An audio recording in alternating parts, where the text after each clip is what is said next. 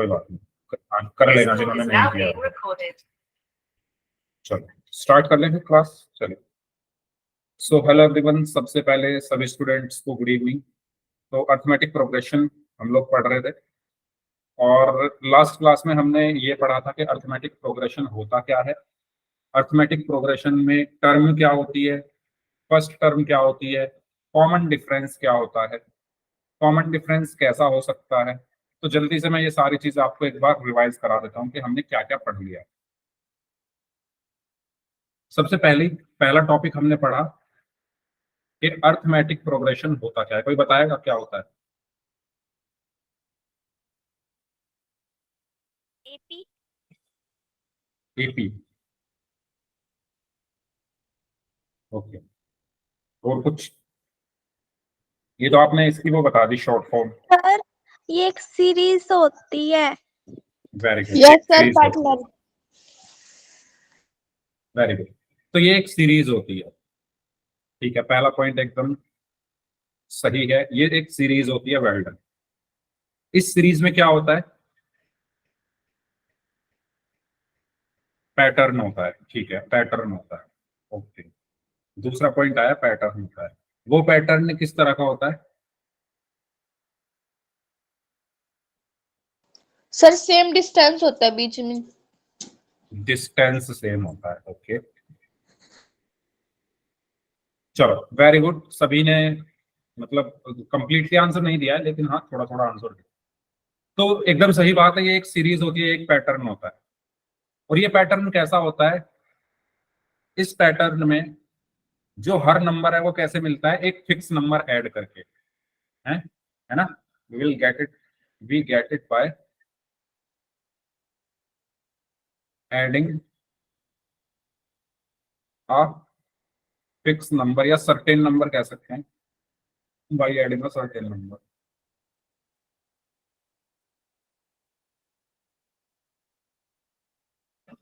इन every term except first term. कहने का मतलब क्या है कि पहली टर्म को छोड़कर, पहली टर्म को छोड़कर, अच्छा टर्म क्या होता है वो मैं अभी बता देता हूँ। सबसे पहले इसको समझ लेते हैं। पहली टर्म को छोड़कर बाकी टर्म कैसे मिलती है हमें? एक फिक्स नंबर ऐड करके, एक सर्टेन नंबर ऐड करके। जैसे मैंने लिखा 3,7,11,15। तो पहला नंबर तो हमने ऐसे ही लिख दिया 3, लेकिन अगला नंबर हमें कैसे मिला? जब मैंने 3 में 4 ऐड किया। फिर अगला नंबर मुझे कैसे मिला? जब मैंने 7 में 4 ऐड किया। फिर अगला नंबर मुझे कैसे मिला? जब मैंने 11 में 4 ऐड किया। तो मुझे हर नंबर कैसे मिल रहा है? ये 7 कैसे मिला? एक सर्टेन नंबर को प्रीवियस वाले नंबर में ऐड करके। 11 कैसे मिला? एक सर्टेन नंबर को प्रीवियस वाले नंबर में ऐड करके। 15 कैसे मिला? एक सर्टेन नंबर को प्रीवियस वाले नंबर में ऐड करके। वो सर्टेन नंबर क्या है? 4। सर्टेन नंबर मतलब निश्चित संख्या, सर्टेन नंबर मतलब फिक्स नंबर या निश्चित संख्या। वो निश्चित संख्या क्या है? 4। ठीक है, क्लियर हुआ? तो एक एपी क्या है? एक सीरीज होती है जिसमें हर नंबर अपने पिछले वाले नंबर में एक फिक्स नंबर ऐड करके मिलता है, ठीक है, बस पहले वाले नंबर को छोड़कर। और इन्हीं नंबर्स को हम क्या बोलते हैं? टर्म। ये क्या है? एक टर्म है। ये क्या है? एक टर्म है। ये क्या है? एक टर्म है। यानी एपी के अंदर जो भी कंटेंट लिखा हुआ है, एपी के अंदर जो भी कंटेंट लिखा हुआ है, वो उस कंटेंट को हम क्या बोलते हैं? टर्म बोलते हैं। जो पहले नंबर पर लिखी हुई है उसको हम बोलेंगे फर्स्ट टर्म। जो दूसरे नंबर पर लिखी हुई है उसको हम बोलेंगे सेकंड टर्म। जो तीसरे नंबर पर लिखी हुई है उसको हम बोलेंगे थर्ड टर्म। और जो चौथे नंबर पर लिखी हुई है उसको हम बोलेंगे फोर्थ टर्म। बताओ, ये मैंने बताया था, यहां तक किसी को कोई डाउट? अर्थमेटिक प्रोग्रेशन क्या होता है, ठीक है, और first term, second term, third term, fourth term. Any doubt? First term को हम किससे डिनोट करते हैं? ए से, ठीक है। ए क्या होता है? ए से हम क्या डिनोट करते हैं? First term. तो किसी भी एपी की जो फर्स्ट टर्म होती है उसको हम ए से लिखते हैं, ठीक है। फिर हमने अब क्या पढ़ा था? हमने पढ़ा कॉमन डिफरेंस क्या होता है। हमने क्या पढ़ा? कॉमन डिफरेंस क्या होता है? Common difference. तो कॉमन डिफरेंस को हम किससे डिनोट करते हैं? बताओ। डी से। डी सर से। डी से। ठीक है, वेरी गुड। कॉमन डिफरेंस को हम डी से डिनोट करते हैं। ठीक है, अब ये होता क्या है, कोई बताएगा डेफिनेशन?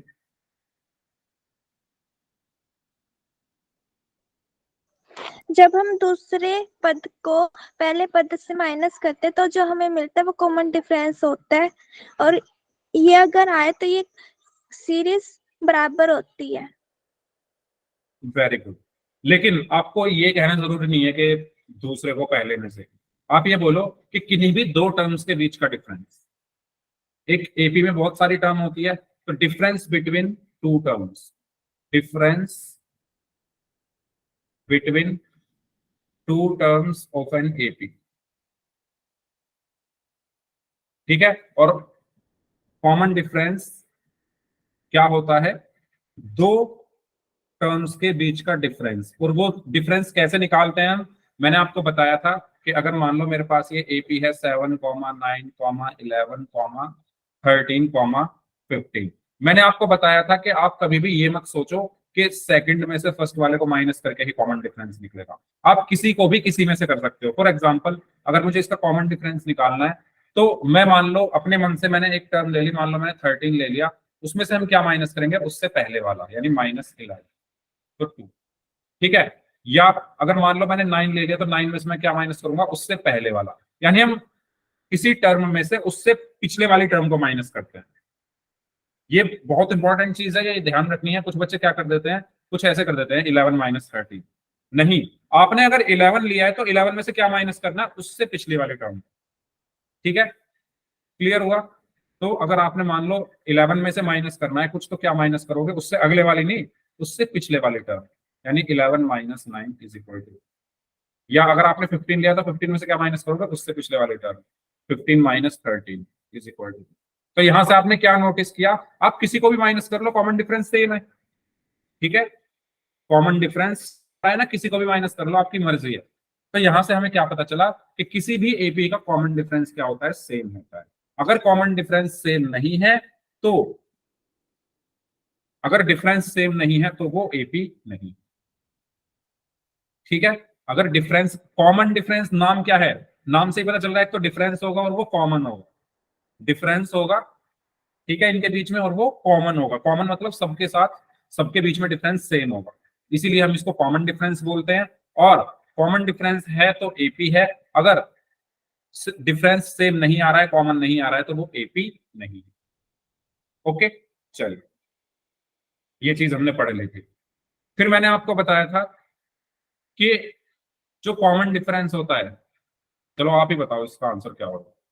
क्वेश्चन मेरा ये है, the value of D is, option A positive, option B negative, option C 0, option D all of above. क्या आंसर होगा इसका? All the above. All of above, D. Sir D.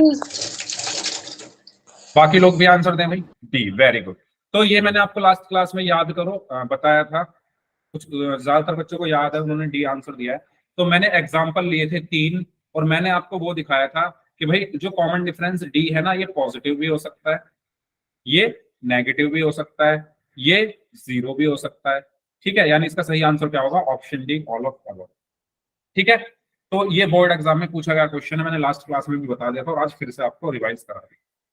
चलो, तो यहां तक हमने लास्ट क्लास में पढ़ दिया था, यहां तक अगर किसी को कुछ पूछना है तो पूछ लो, फिर मैं आपसे एक क्वेश्चन पूछूंगा, पूछ लो, कुछ पूछना है।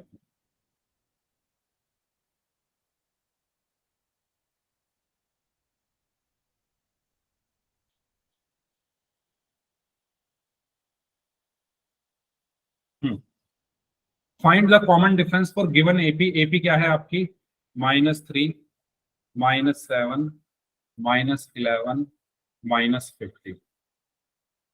First, second, 5, -1, -5, -9, -13। बताइए, फर्स्ट वाले का आंसर बताइए, इसमें डी क्या होगा, और इसमें बाद में, पहले फर्स्ट वाले का आंसर दीजिए। -4। -4, ओके। 4, ओके, -4।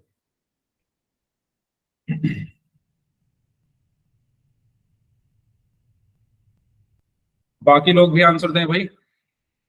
4, -4, -4।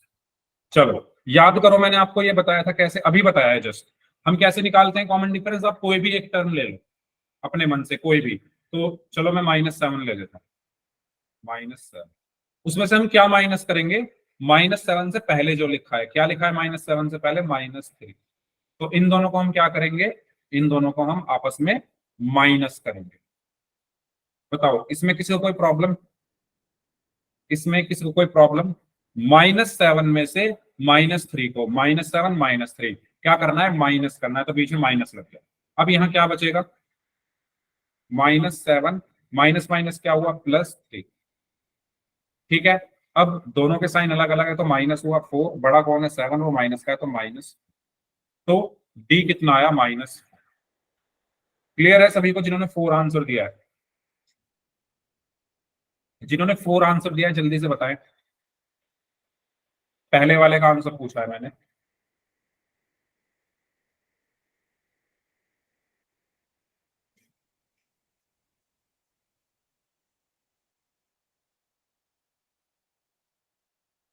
ठीक है, क्लियर है ना भाई? बताओ जल्दी से। चलो अगले वाले का आंसर बताइए क्या होगा।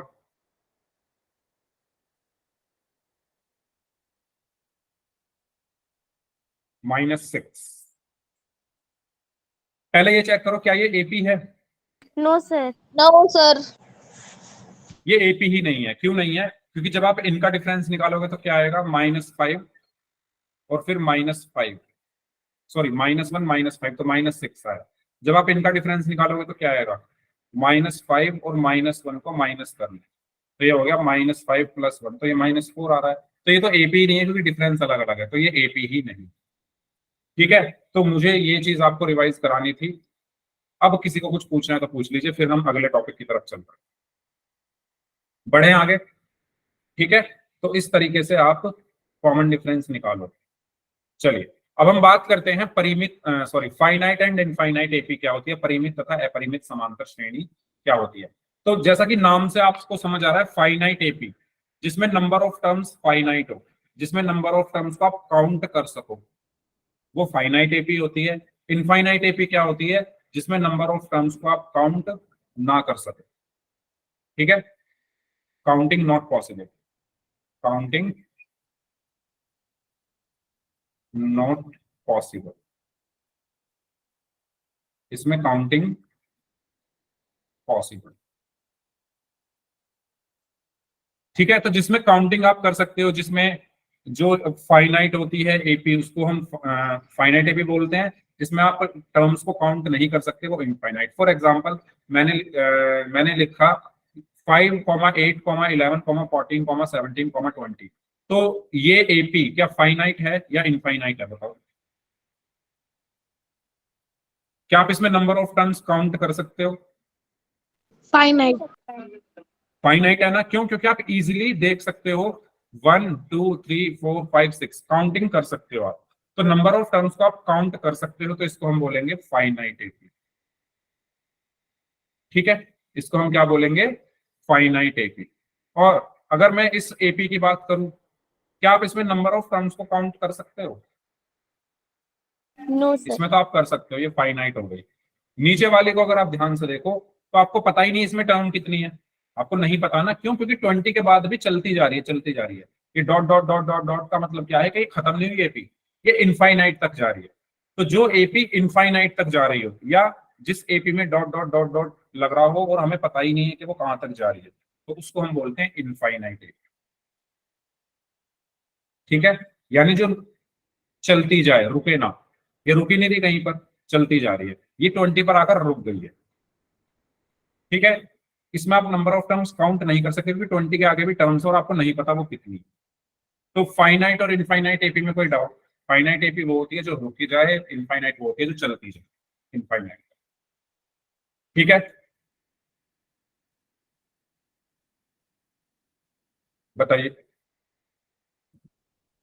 तो पोल में करेगा क्वेश्चन, तो यहाँ पर डेफिनेशन लिखी हुई है जिसमें नंबर ऑफ टर्म्स फिक्स हो वो फाइनाइट एपी है, जिसमें नंबर ऑफ टर्म्स इनफाइनाइट हो तो वो इनफाइनाइट एपी है। ठीक है, चलिए आगे बढ़ते हैं। बताइए, इसको बताइए, पहले वाले का आंसर दीजिए, ये फाइनाइट है या इनफाइनाइट है? फाइनाइट। सभी बच्चे आंसर दीजिए भाई, फाइनाइट। फाइनाइट। मुझे सबकी आवाजें सुननी है। फाइनाइट, वेरी गुड, ये फाइनाइट है। क्यों? क्योंकि यहाँ पर 28 पर आकर रुक गई है। ठीक है, सेकंड वाले का आंसर दीजिए। इनफाइनाइट। इनफाइनाइट, ठीक है, क्योंकि ये चलती जा रही है। ये जो डॉट डॉट डॉट डॉट लगी है इसका मतलब क्या है कि ये चलती जा रही है। थर्ड वाली का आंसर बताइए। इनफाइनाइट। इनफाइनाइट, ठीक है, क्योंकि ये भी चलती जा रही है। फोर्थ वाले का आंसर बताइए। फाइनाइट। फाइनाइट, तो ये फाइनाइट है क्योंकि 10 पर आकर रुक गई है। ठीक है, तो पोल में करते हैं जल्दी से दो क्वेश्चंस। पहला आपके सामने ये है, पोल में आपको भेज रहा हूं, आपको पोल में आंसर करना है।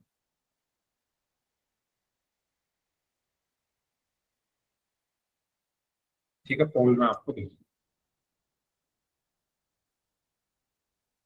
दो ऑप्शन हैं इसमें, ए एंड, ठीक है, करिए आंसर।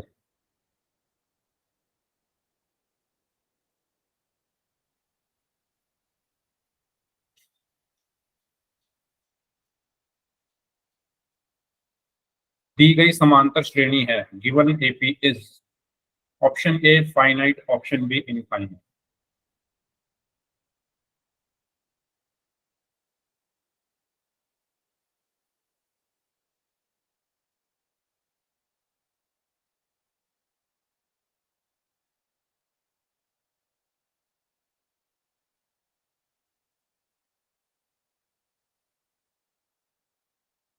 ओके, 9 स्टूडेंट्स का आंसर आ चुका है, सभी का आंसर सही है, वेरी गुड।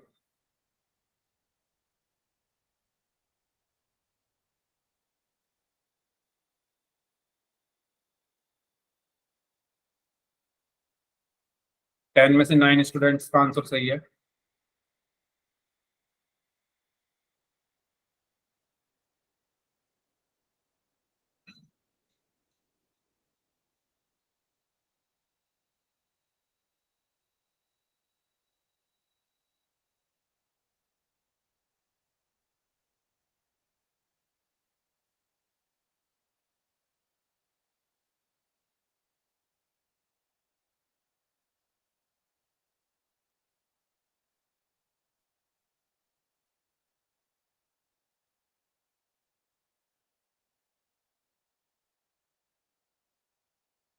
इस टाइम क्लास में 17 स्टूडेंट्स हैं और 10 का ही आंसर आया है, बाकी लोग आंसर करो भाई। लास्ट 15 सेकेंड्स, इतना टाइम नहीं लगेगा, इसमें कुछ है ही नहीं क्वेश्चन में। जल्दी से आंसर कर दो जो लोग बच गए हैं, लास्ट 15 सेकेंड्स प्लीज।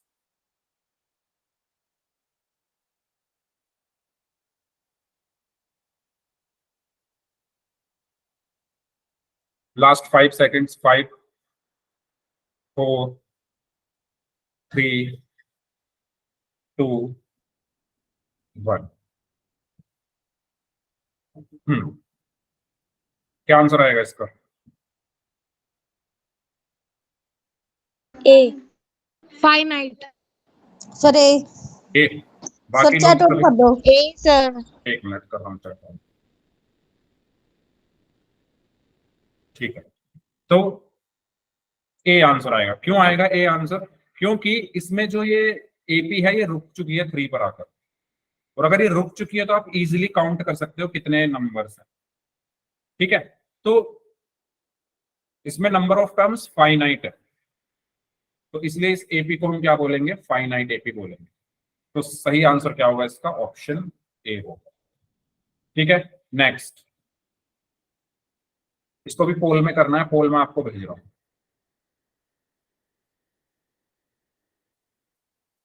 करिए।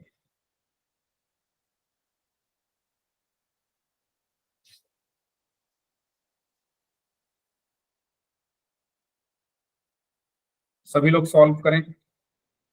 जिन बच्चों ने पिछले क्वेश्चन का आंसर नहीं दिया था प्लीज वो भी आंसर दें इस बार।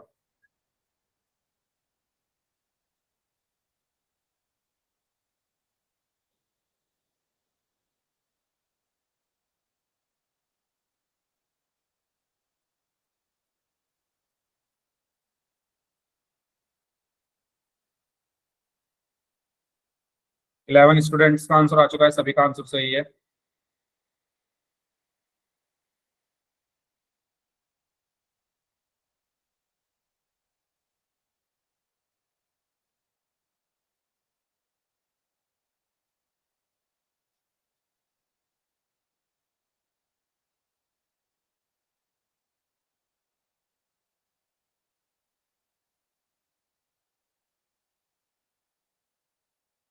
Last 5 seconds, 5 4 3 2 1। ओके, तो क्या आंसर होगा इसका? इसमें आप, हाँ, ये जो एपी है ये 19 के बाद भी चलती जा रही है, चलती जा रही है, चलती जा रही है, रुक नहीं रही। तो इसमें नंबर ऑफ टर्म्स इनफाइनाइट है, तो इसलिए हम इसको इनफाइनाइट एपी बोलेंगे, यानी सही आंसर इसका ऑप्शन बी होगा। ठीक है, तो ये थी हमारी फाइनाइट और इनफाइनाइट एपी। अब हम बात करते हैं स्टैंडर्ड फॉर्म क्या होती है एपी की।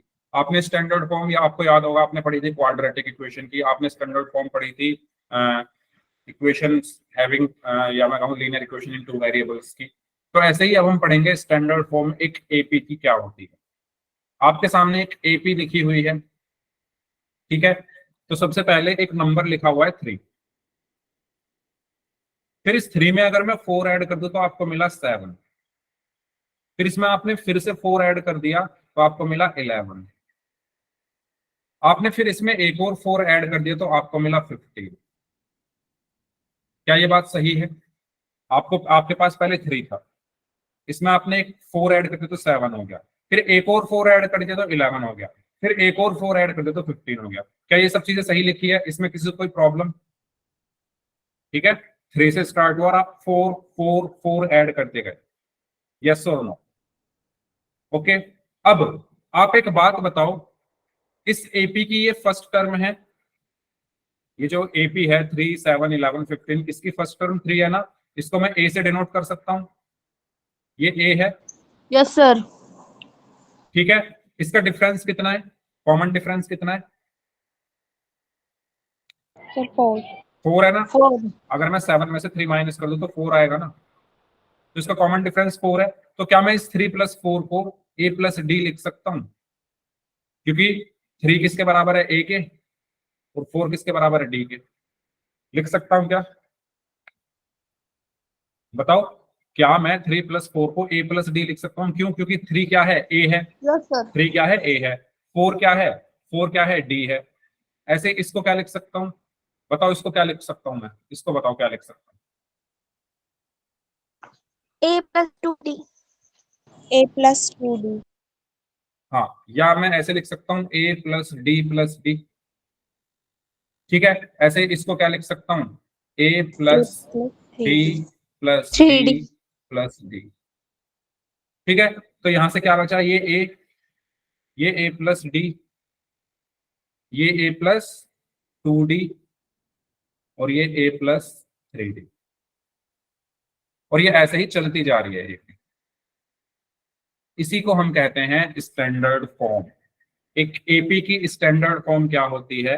एक एपी की स्टैंडर्ड फॉर्म क्या होती है? a, a + d, a + 2d, a + 3d, a + 4d, और ये ऐसे चलती जाती। बताइए, ये सबको क्लियर हुई? कैसे मैंने आपको मतलब समझाने की कोशिश की है, क्या आपको समझ में आ गया है?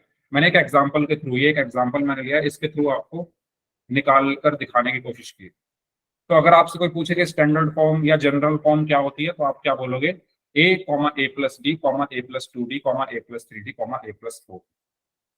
ठीक है, अब ये जो a है, ये क्या है? मेरी फर्स्ट टर्म। ये जो a + d है, ये क्या है? मेरी सेकेंड टर्म। a + 2d क्या है? Third term. a + 3d क्या है? Fourth term. a + 4d क्या है? Fifth term. ठीक है, फर्स्ट टर्म को हम किससे डिनोट करते हैं? a1 से, है ना। ए भी बोल सकते हैं, A1 भी बोल सकते हैं, कुछ भी बोल दो, A1 या A। ठीक है, सेकंड टर्म को हम डिनोट करते हैं A2 से, थर्ड टर्म को हम डिनोट करते हैं A3 से, फोर्थ टर्म को A4 से, फिफ्थ टर्म को A5 से, और इस तरीके से चलती जाती है। बताइए, ये चीज क्लियर है सभी को? Yes, sir. ठीक है, जो फर्स्ट टर्म होती है उसको किससे डिनोट करते हैं? A1 से या A से, किसी से भी कर सकते हो, A या A1। सेकंड को A2, थर्ड को A3, फोर्थ को A4, फिफ्थ को A5। ठीक है, तो ये हमारी standard form of an AP या general form of an AP होती है। ओके, अब मैं आपको यहां पर, अच्छा ये मैंने आपको बता ही दिया है, ये आपकी जनरल फॉर्म हो गई। ठीक है, ए क्या है आपकी फर्स्ट टर्म है, डी क्या है आपका कॉमन डिफरेंस है। अब हम बात करते हैं एनएच टर्म क्या होती है, किसी भी एपी की एनएच टर्म क्या होती है। तो हमें पता है किसी एपी की जनरल फॉर्म क्या है, ए कॉमा ए प्लस डी कॉमा ए प्लस 2D कॉमा ए प्लस 3D कॉमा ए प्लस 4D कॉमा, ये चलती जा रही है। ठीक है, आप एक बात बताओ, क्या मैं इस ए को ए प्लस 0D लिख सकता हूं?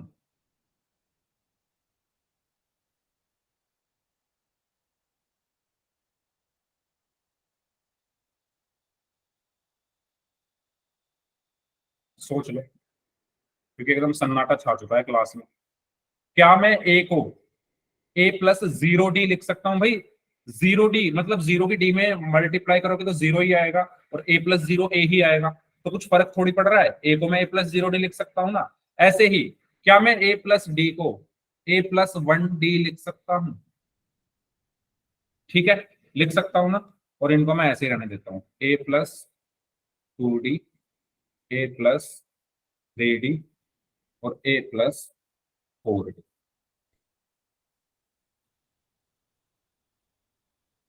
ठीक है, अब ये क्या है मेरी फर्स्ट टर्म यानी A1, ये क्या है मेरी सेकंड टर्म यानी A2, ये क्या है मेरी थर्ड टर्म यानी A3, ये क्या है मेरी फोर्थ टर्म यानी A4, ये क्या है मेरी फिफ्थ टर्म यानी A5।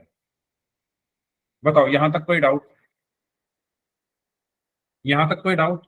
ये क्या है मेरी जनरल फॉर्म। फिर ए को मैंने ए प्लस 0D, ए प्लस डी को ए प्लस, मैं यहां पर आपको बेसिकली एनएच टर्म का फॉर्मूला निकाल कर दिखा रहा हूं। ठीक है, ठीक है,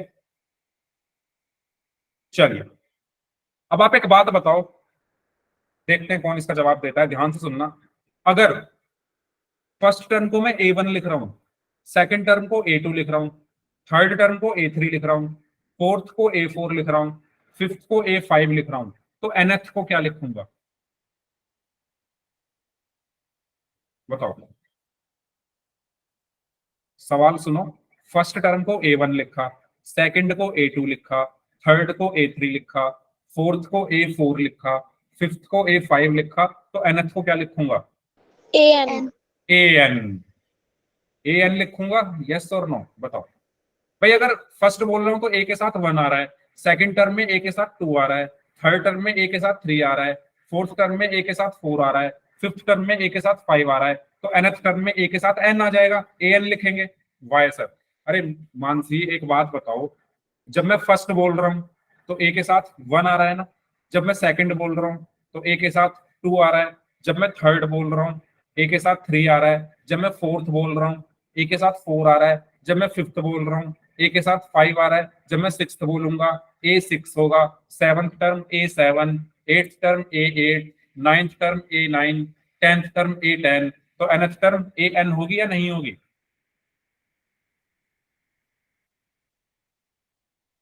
पैटर्न बन रहा है ना, होगी या नहीं होगी? होगी ना। तो मैंने nth टर्म को AN लिख दिया, यानी मुझे यहां से ये पता चल गया कि nth टर्म को हम AN से डिनोट करते हैं। पहली चीज, nth टर्म को हम किससे डिनोट करते हैं? AN से, क्योंकि फर्स्ट को मैं A1 से कर रहा हूं, सेकंड को A2 से, थर्ड को A3 से, फोर्थ को A4 से, फिफ्थ को A5 से, तो nth को AN से। चलो, बहुत अच्छी बात है। अब आप एक चीज देखो, इन सब में a plus D, a plus D, a plus D, a plus D, a plus D, सब में a प्लस और d, ये तीन चीज सब में आ रही है नहीं आ रही? बताओ। a प्लस का साइन और d सभी टर्म में आ रहा है, फर्स्ट में भी, सेकंड में भी, थर्ड में भी, फोर्थ में भी, फिफ्थ में भी, तो nth में भी आएगा, nth टर्म में भी आएगा ना। an क्या होगा भाई? सब में, चाहे वो फर्स्ट हो, चाहे वो सेकंड हो, चाहे वो थर्ड हो, चाहे वो फोर्थ हो, चाहे वो फिफ्थ हो। nth का मतलब क्या है? nth भी आगे जाकर कहीं आ रही होगी ना, तो nth में भी a प्लस डी आएगा, a प्लस का साइन और d आएगा। अंतर क्या है? अंतर ये है कि ये जो d के साथ जो लिखा हुआ है, d का जो कोफिशिएंट है वो अलग अलग है। यहाँ पर 0 आ रहा है, यहाँ पर 1 आ रहा है, यहाँ पर 2 आ रहा है, यहाँ पर 3 आ रहा है। इसको कैसे मैं रिलेट करूं?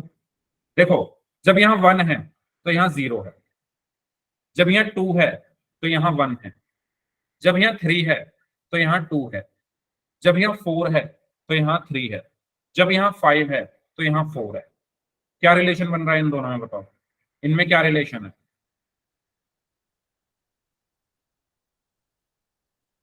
जब यहाँ 1 है, क्या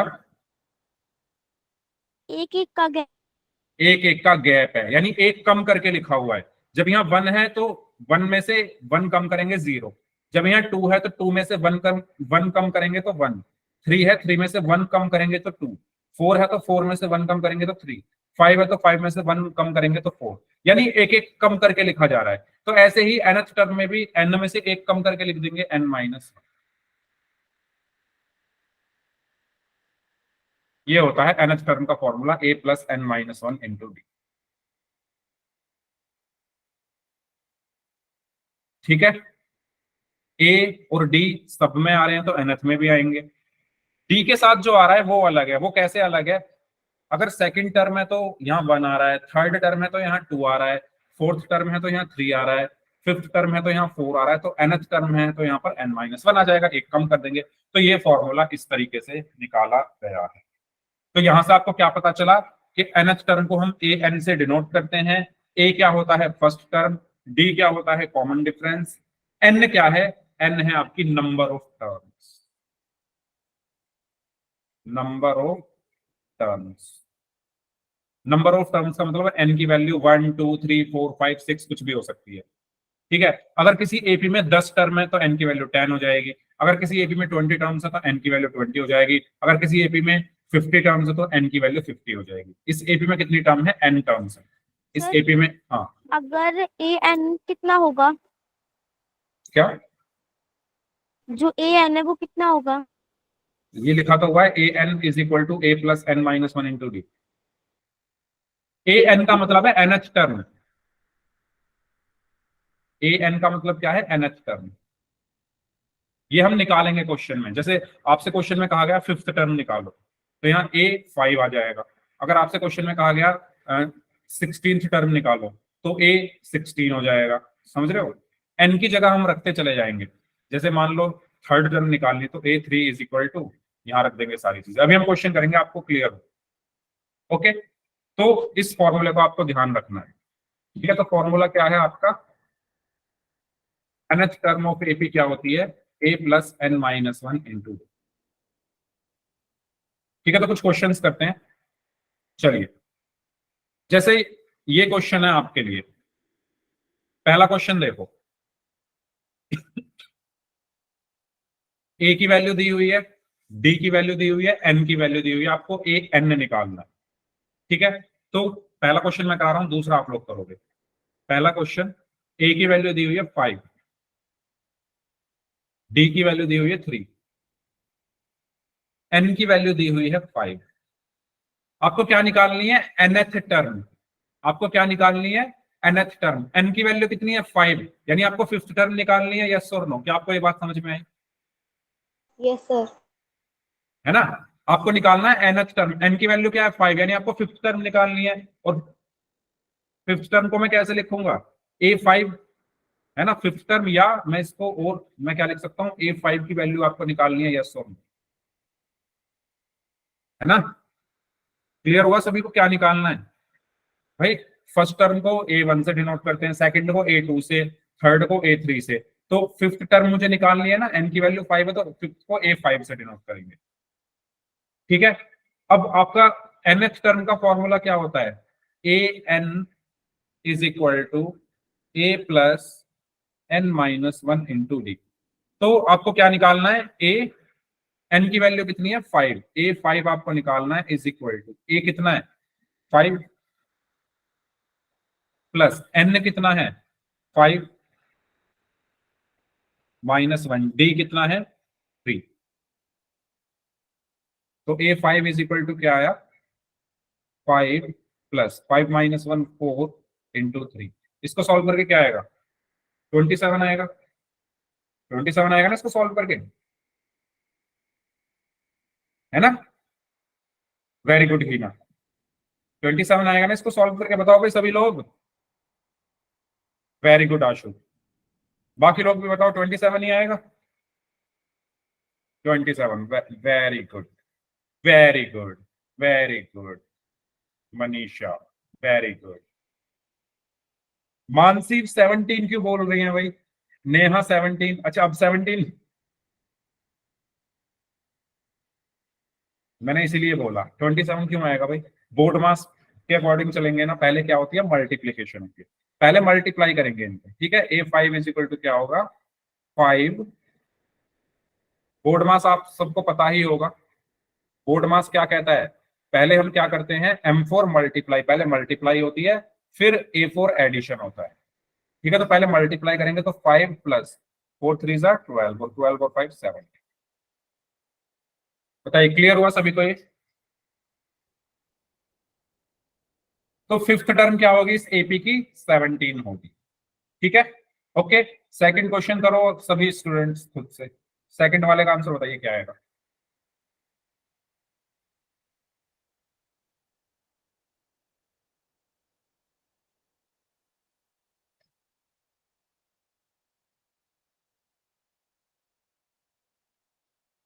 सेकंड वाले का आंसर बताइए क्या है।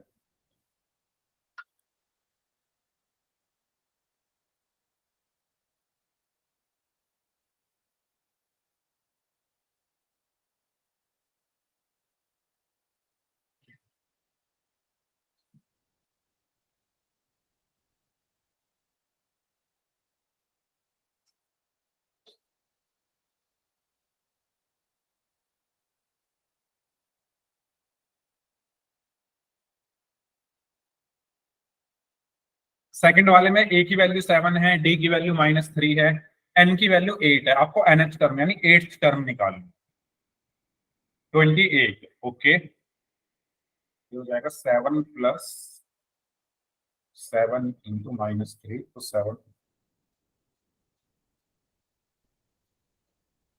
28 पक्का,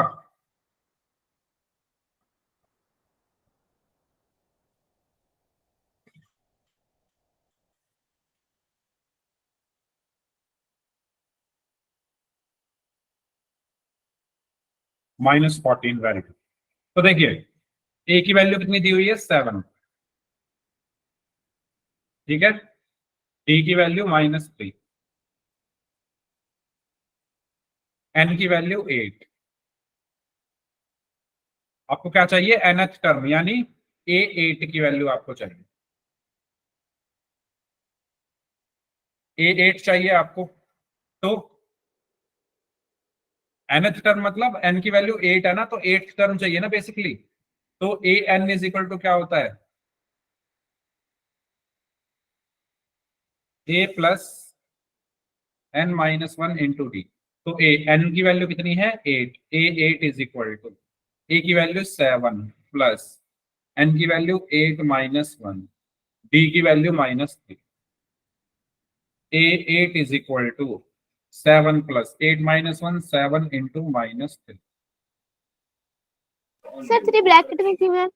क्योंकि माइनस का है ना, जब दो साइन एक साथ आए ना, जैसे मल्टीप्लाई और माइनस एक साथ आ रहे हैं, तो इस माइनस वाले को मैंने ब्रैकेट के अंदर रख दिया, ठीक है। तो A8 इज इक्वल टू क्या होगा 7 प्लस 7 इंटू -3 क्या हुआ माइनस का 21, तो A8 is equal to 7 plus minus का 21, तो A8 की वैल्यू क्या आएगी?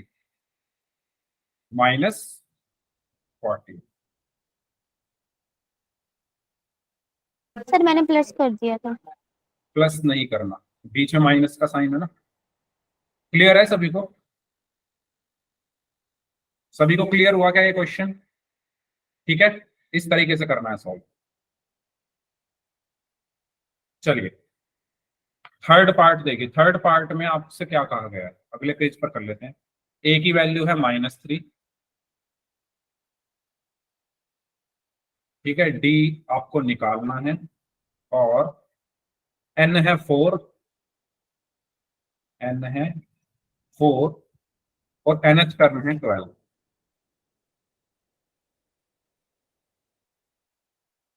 या सिंपल ए एन लिख लेते हैं। ए एन की वैल्यू है 12। बताइए डी कितना है? ए एन, एन की जगह है 4, तो एन की जगह मैं यहाँ पर 4 लिख लेता हूँ ना, सीधा सीधा। तो A4 हमें दिया हुआ है 12।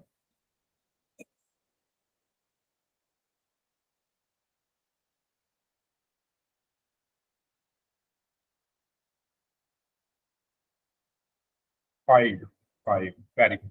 तो अगेन फॉर्मूला आपको पता है, उसको यूज करना है। A n is equal to a plus n minus one into D. तो ए एन की जगह क्या है 4, A4 इज इक्वल टू ए कितना है -3, प्लस एन कितना है 4 -1, डी मुझे निकालना है। तो A4 कितना है हमारे पास 12 is equal to -3 plus 4 -1 3 D. अब ये 3 इधर जाकर प्लस का हो गया। So 12 plus 3 is equal to 3 D. 12 plus 3 is equal to 15 is equal to 3 D. या मैं लिख सकता हूँ 3D is equal to 15। So D is equal to 15/3, और 15 को 3 से डिवाइड किया तो 5। डी की वैल्यू क्या आ गई? सर ये A4 लिखा हुआ है, बराबर 12 लिखा हुआ है, समझ में नहीं आया। भाई ये फॉर्मूला है। ए एन, एन की वैल्यू कितनी है 4, एन की वैल्यू कितनी है 4, तो A4 हो गया ये। ए ऐसे कैसे, एन की value 4, A4 is equal to a का मान, ए की वैल्यू कितनी है -3 प्लस प्लस एन की वैल्यू कितनी है 4, 4 माइनस माइनस 1 1, डी मुझे निकालना है। ठीक है, A4 कितना दिया हुआ है क्वेश्चन में 12। A4 कितना दिया हुआ है 12, यानी फोर्थ टर्म आपको दी हुई है 12 है। फोर्थ टर्म 12 दी हुई है, तो A4 की जगह 12 लिख दिया is equal to -3 plus plus 4 -1 3D। 3 इधर आकर प्लस का होगा तो 15, और डी की वैल्यू 5। अब हुआ क्लियर? Yes sir. जो जो फॉर्मूले में है ना, उसी के अकॉर्डिंग आपको चीजें रखनी है, ज्यादा मत सोचो। इसको बस आपको इसको ध्यान रखना है, और इनका मतलब पता होना चाहिए। ये इनका मतलब क्या है? ए एन का मतलब क्या है? nth term. ए का मतलब फर्स्ट टर्म, एन का मतलब नंबर ऑफ टर्म्स, डी का मतलब कॉमन डिफरेंस। ठीक है, बस फॉर्मूला ये आपको पता है। अब जो जो चीज आपको क्वेश्चन में दी हुई है वो लिख लो। जैसे ये सब चीजें दी हुई है तो इनको साइड में लिख लो और इनमें रखते जाओ। ठीक है, 10 क्वेश्चन 12 क्वेश्चन करोगे तो अपने आप आपको पता लगता रहेगा। ठीक है, तो नेक्स्ट क्वेश्चन आपको होमवर्क में करना है, ये वाला ऊपर वाले जैसा ही है। ए की वैल्यू -18, इसको मैं थोड़ा बड़ा कर देता हूँ। देखो ए की वैल्यू दी हुई है -18, ये होमवर्क में आपके लिए, ये वाला आपको डी निकालना है। एन दिया हुआ है 10, एनएच टर्म दी हुई है जी। ठीक है, तो इसका स्क्रीनशॉट ले लो, ये होमवर्क। अब एक क्वेश्चन और कर रहे हैं हम लोग। चलिए, जैसे ये क्वेश्चन है, ऐसे क्वेश्चन बहुत ज्यादा पूछे जाते हैं। Find the 10th term of AP. आपको एक एपी दी हुई है 2,7,12, ये एक एपी है इनफाइनाइट। इसकी आपको 10th टर्म बतानी है। क्या बतानी है? 10th टर्म बतानी है। अभी ही ना, मैं बाद में आपको बता दूंगा क्वेश्चन, पहले इसको सॉल्व करो। ठीक है, अगर आपको स्लाइड चाहिए मैं आपको ग्रुप में भेज दूंगा, कोई प्रॉब्लम नहीं है।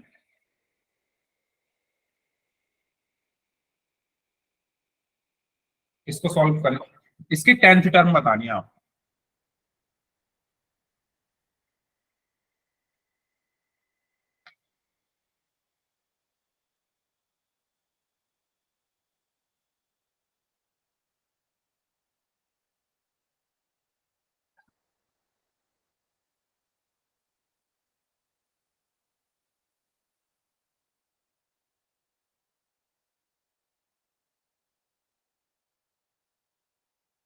देखो, आपसे जो भी टर्म पूछी गई है वो n की वैल्यू होती है, हमेशा ध्यान रखना, है ना भाई। हम फॉर्मूला क्या पढ़ते हैं, nth टर्म, तो n की जगह 10 लिखा हुआ है ना। आपसे जो भी टर्म पूछी गई है, 10th हो, 12th हो, 15th हो, 16th हो, 19th हो, 20th हो, 23rd हो, कोई भी हो, वो हमारी n की वैल्यू होती है। जैसे यहाँ पर 10th टर्म पूछी गई है तो ये n की वैल्यू 10 है, n की वैल्यू है 10। ठीक है, अब a क्या है, जो फर्स्ट टर्म है वो a है, यानी a की वैल्यू 2 है। b क्या है, b वो है जो इनके बीच में डिफरेंस है, यानी 7 - 2 5। बताओ, ये चीज क्लियर है आपको?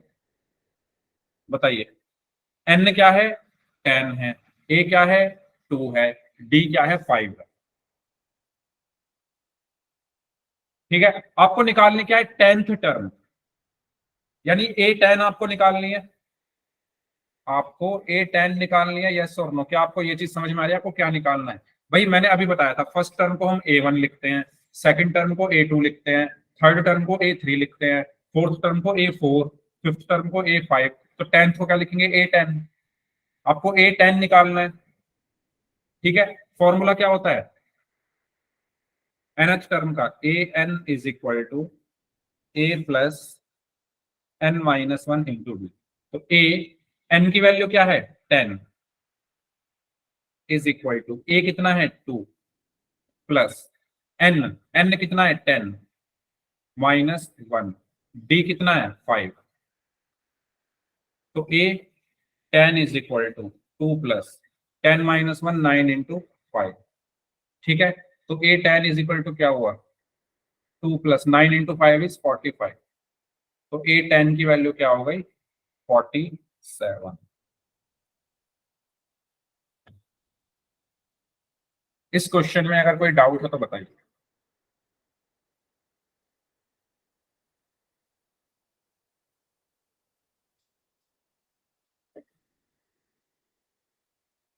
ठीक है, इस तरीके से हमें सॉल्व करना है।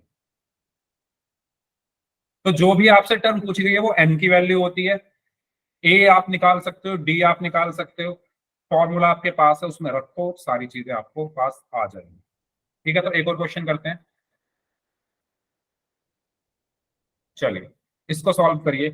Find the 12th term. आप आपको 12th टर्म निकालनी है। इसको ज्यादा से ज्यादा बच्चे सॉल्व करेंगे।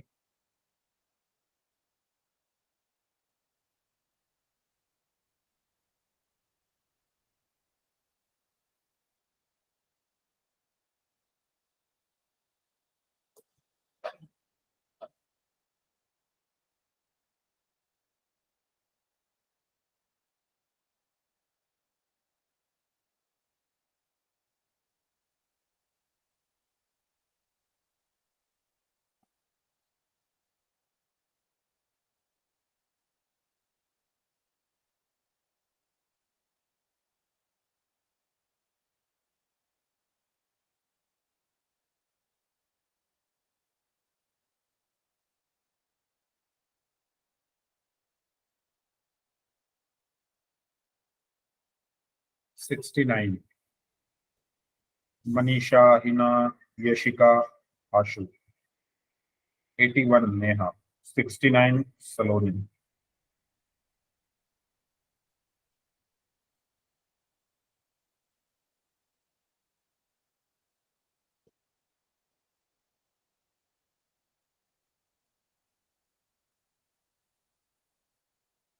ओके, रुचि 114।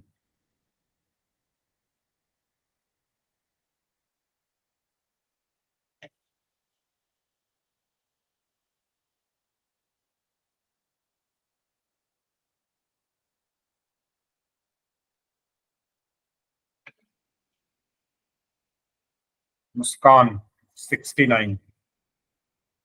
नेहा 69। पिंकी 69। मानसी 69। चलिए, वेरी गुड। 69 शायद इसका सही आंसर है। सर कैमरा ऑन करना एक बार। कंफर्म कर लेते हैं, कैमरा ऑन करना। कैमरा ऑन नहीं है क्या?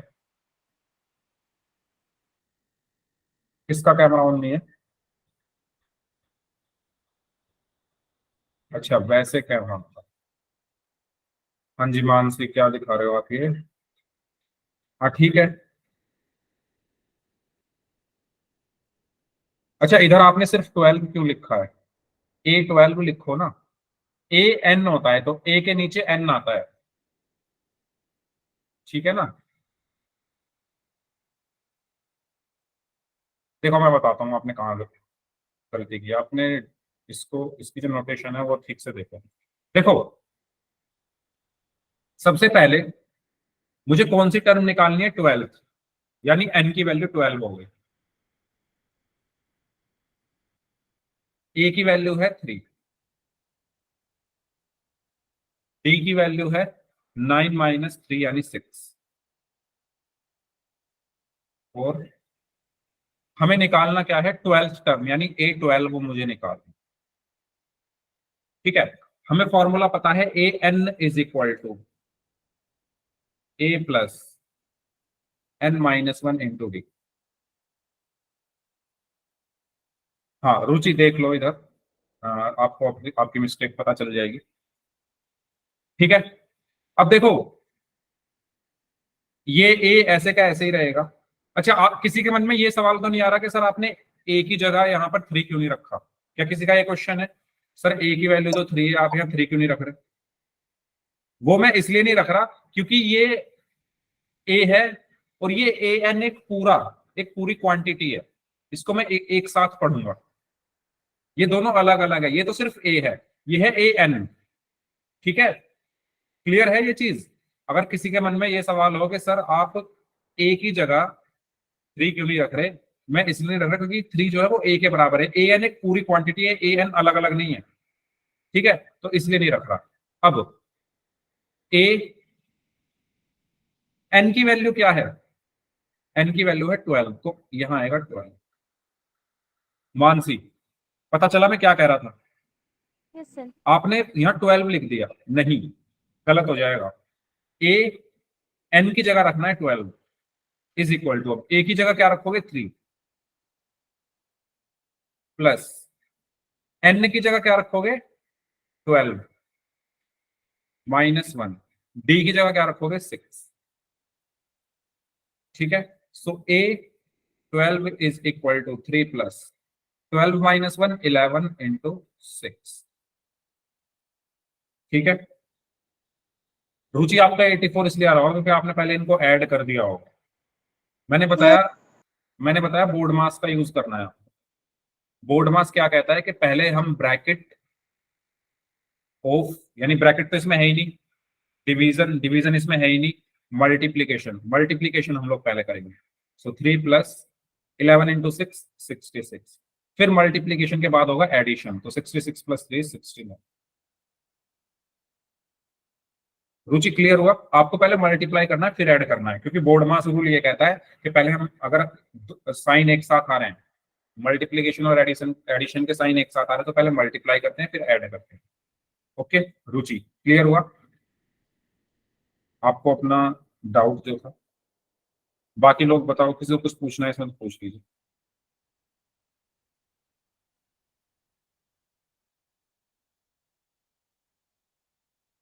अगर सभी को क्लियर है तो यस टाइप कर दीजिए, कोई डाउट है तो पूछ लीजिए प्लीज।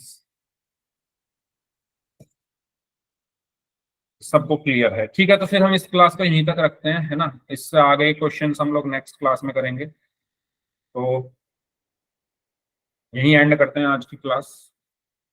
जिनके डाउट्स हैं वो लोग रुक जाइए, बाकी लोग जा सकते हैं।